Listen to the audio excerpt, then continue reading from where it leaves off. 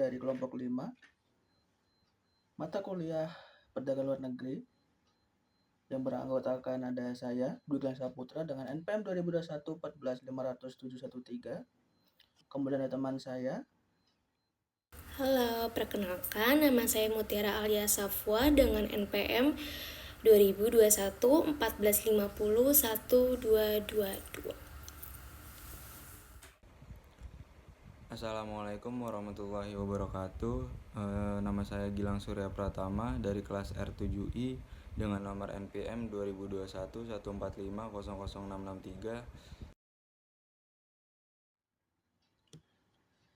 Baik. Di sini kami akan menjelaskan tentang kontrak bisnis ekspor. Yang mana kontrak bisnis ekspor adalah dokumen hukum yang mengikat antara penjual dan pembeli untuk transaksi jual beli barang atau jasa yang dilakukan melintasi batas negara. Dokumen ini sangat penting untuk memastikan kelancaran proses ekspor dan impor, serta melindungi hak dan kewajiban kedua belah pihak.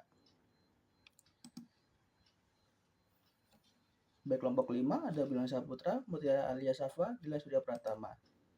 Yang mana dosen pengampu mata kuliah ini ada Ibu Mismanisma SEMM. Dan kami dari Universitas Indraprasta. Yang pertama ada A, definisi kontrak bisnis ekspor.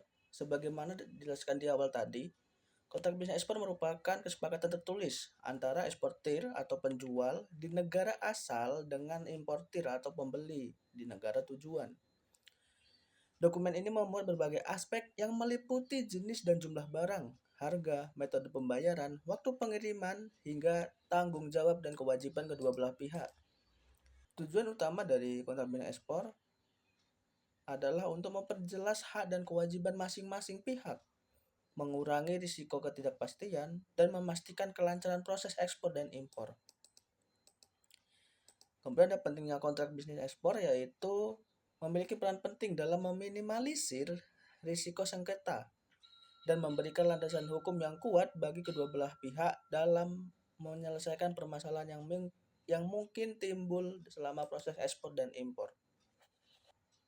Selanjutnya akan dijelaskan oleh teman saya. Tahapan kontrak bisnis ekspor. Proses kontrak bisnis ekspor umumnya meliputi beberapa tahapan penting yang saling berkaitan. Tahapan ini dapat dibagi menjadi 5 fase. Yang pertama itu ada fase tahap promosi dan negosiasi awal.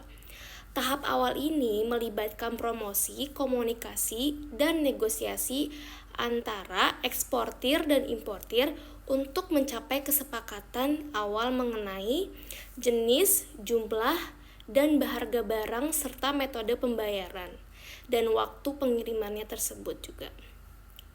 Terus yang kedua itu ada permintaan dan penawaran. Eksportir akan memberikan penawaran tertulis yang berisi rincian tentang barang, harga, dan syarat penjualan. Importir kemudian akan memberikan permintaan tertulis untuk membeli barang dengan menyantumkan sebuah permintaan khusus seperti metode pembayaran dan waktu pengiriman yang diinginkan. Terus itu ada yang ketiga, tahap ketiga yaitu pemesanan dan penandatanganan kontrak. Setelah kedua belah pihak mencapai kesepakatan kontrak bisnis ekspor akan ditandatangani dan disahkan sebagai bukti legal yang mengikat kontrak ini. Harus memuat semua kesepakatan yang telah disetujui seperti jenis, jumlah, harga, metode pembayaran, waktu pengiriman, serta tanggung jawab dan kewajiban masing-masing si pihak tersebut ini. Terus yang keempat itu ada fase produksi dan pengiriman. Setelah kontrak ditandatangani, eksportir akan memproduksi barang sesuai dengan spesifikasi yang tercantum dalam kontrak. Setelah produksi selesai, barang akan dikemas dan dikirim ke negara tujuan melalui jalur transportasi yang telah disepakati. Yang kelima yaitu ada pembayaran dan penerimaan barang. Apa yang dimaksud pembayaran dan penerimaan barang ini? Importir akan melakukan pembayaran kepada eksportir sesuai dengan metode pembayaran yang telah disepakati dalam kontrak. Setelah barang diterima, importir akan memeriksa kualitas barang dan memastikan kesesuaian dengan spesifikasi yang tercantum dalam kontrak. Berikut itu adalah tahapan-tahapan dalam kontrak bisnis ekspor. Di sini aku juga akan menjelaskan ada beberapa hal pokok tentang mengenai bisnis ekspor, yaitu ada 4 hal pokok dalam kontrak bisnis ekspor ini. Yang pertama itu ada ntar aku jelasin. Maksudnya di sini itu kontrak bisnis ekspor harus memuat beberapa hal pokok yang penting untuk menjamin kelancaran transaksi dan melindungi hak serta kewajiban kedua belah pihak. Jadi si importir dan si eksportir. Yang pertama itu ada identitas pihak. Kontrak harus memuat identitas lengkap eksportir dan importir, termasuk nama perusahaan, alamat, dan nomor kontak identitas pihak yang jelas yang akan memudahkan komunikasi dan membantu dalam menyelesaikan permasalahan yang mungkin timbul. Terus yang kedua itu ada deskripsi barang. Apa itu deskripsi barang? Deskripsi barang itu yang diekspor harus jelas dan detail, seperti jenis, jumlahnya, kualitasnya, dan spesifikasinya. Deskripsi barang yang lengkap dan akurat akan meminimalisir resiko sengketa dan memastikan bahwa kedua belah pihak memahami apa yang ditransaksikannya. Terus yang ketiga itu ada harga dan metode pembayaran. Apa yang dimaksud dengan harga dan metode pembayaran ini? Yaitu harus tercantum dengan jelas, baik dalam bentuk mata uang yang digunakan maupun metode pembayaran yang akan digunakan, seperti kayak misalnya letter of credit atau metode pembayaran lainnya yang disepakati juga bersama. Terus yang keempat itu, yang terakhir ini ada waktu dan pengiriman serta tanggung jawab. Itu apa? Kontrak harus memuat waktu pengiriman barang yang jelas, termasuk tanggal keberangkatan dan tanggal kedatangan di negara tujuan. Kontrak juga harus memuat tanggung jawab masing-masing pihak selama proses pengiriman, seperti biaya pengiriman, asuransi, dan dokumen yang dibutuhkan. Berikut adalah 4 hal pokok bahasan yang digunakan dalam kontrak ekspor. Sekian dari saya.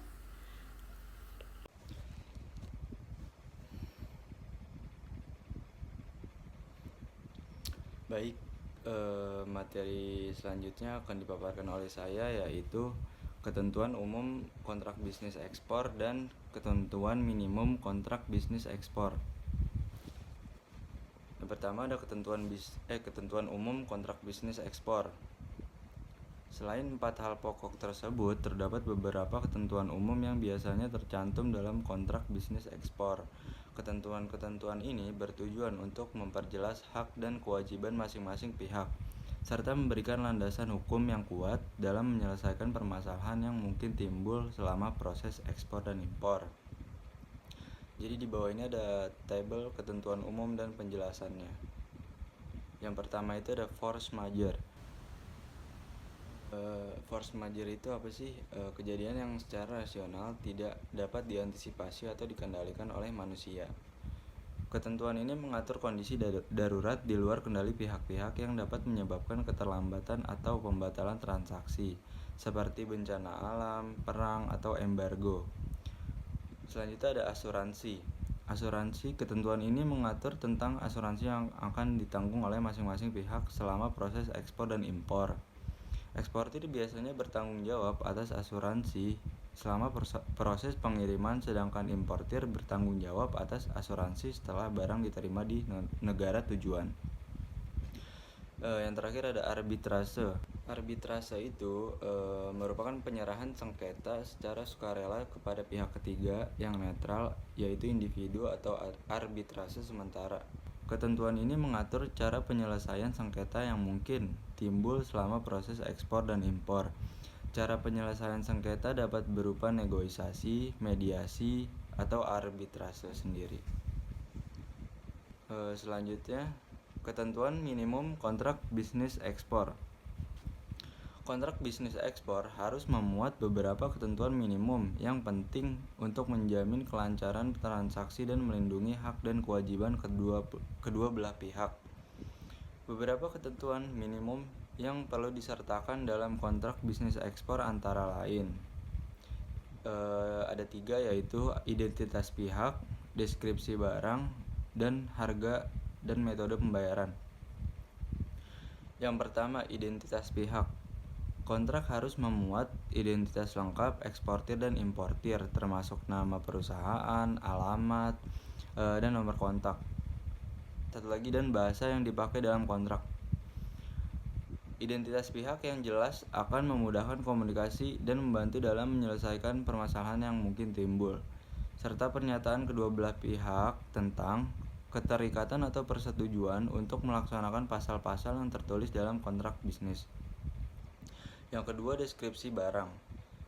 Deskripsi barang yang akan diekspor harus jelas dan detail, meliputi penggunaan bahasa, jenis, jumlah, kualitas, spesifikasi, cara packing, dan terutama performance bond. Deskripsi yang lengkap dan akurat akan meminimalisir resiko sengketa dan memastikan bahwa kedua belah pihak memahami apa yang ditransaksikan. Serta deskripsi masa berlaku kontrak, arbitrase internasional, dan penutup. Lalu yang terakhir, harga dan metode pembayaran. Harga barang harus tercantum dengan jelas, baik dalam bentuk mata uang yang digunakan maupun metode pembayaran yang akan digunakan. Metode pembayaran dapat berupa transfer bank, LOC, atau letter of credit, atau metode pembayaran lainnya yang disepakati bersama. Baik, sekian penjelasan dari saya, kurang lebihnya mohon maaf. Kesimpulan yang dapat diambil dari kontrak bisnis ekspor adalah merupakan dokumen penting yang mengatur transaksi jual beli barang atau jasa yang dilakukan melintasi batas negara. Kontrak ini berperan penting dalam memperjelas hak dan kewajiban masing-masing pihak, mengurangi risiko ketidakpastian, dan memastikan kelancaran proses ekspor dan impor. Kontrak bisnis ekspor harus memuat ketentuan yang jelas dan detail, termasuk identitas pihak, deskripsi barang, harga dan metode pembayaran, waktu pengiriman, serta tanggung jawab dan kewajiban masing-masing pihak. Dan memperhatikan ketentuan-ketentuan tersebut, kedua belah pihak dapat melakukan transaksi ekspor dan impor dengan aman, lancar, dan saling menguntungkan.